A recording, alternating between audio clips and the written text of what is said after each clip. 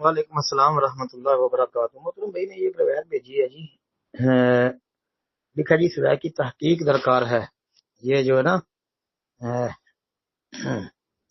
مطرف بن عبداللہ سے مروی ہے کہ سیدنا عمران بن حسین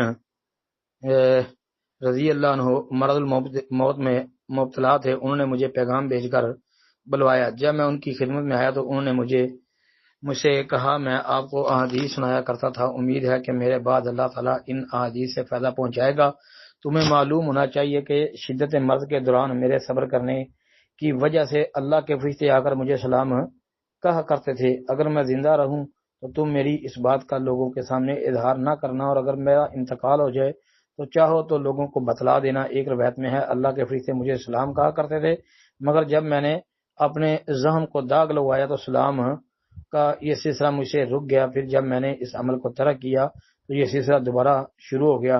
تم یہ بھی جان رکھو کہ رسول اللہ صلی اللہ علیہ وسلم نے حج اور عمرہ کو ایک ہی احرام میں جمع کیا تھا، اور اس کے بعد نہ کتاب اللہ میں اسے منع کیا گیا اور نہ نبی علیہ الصلوۃ والسلام نے خود اسے منع فرمایا۔ بس ایک آدمی اس بارے میں اپنی رائے سے اسے منع کرتا ہے۔ جی یہ روایت جمع بین حجۃ و عمرۃ جی ثم لم ينزل فيها كتاب ولم ينهى عنها النبي صلی اللہ علیہ وسلم قال فيها رجل برأيه ما شاء۔ اجی ان لفظوں کے ساتھ حدیث یہ آپ کو مسند احمد کے اندر 19841 نمبر پر ملے گی۔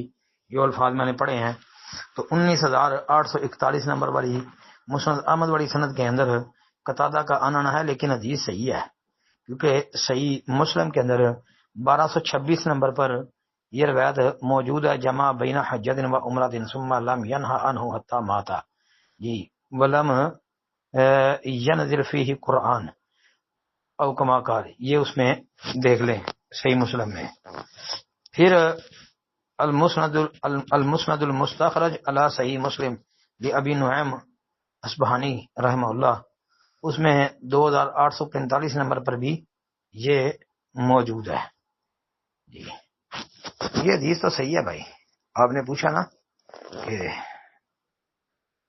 اس میں اس روایت کی تحقیق، یہ حوالے میں نے دیے ہیں، باقی اس روایت کے متن کے حوالے سے مزید اہل علم و فضل کی جو تحقیقات ہیں وہ آپ جب یہ کتابوں کی تحقیق کرتے ہوئے تخریج کرتے ہوئے یہ حدیث دیکھیں گے تو انشاءاللہ وہ ساری بحث بھی آپ کے سامنے آ جائے گی۔ السلام علیکم ورحمۃ اللہ۔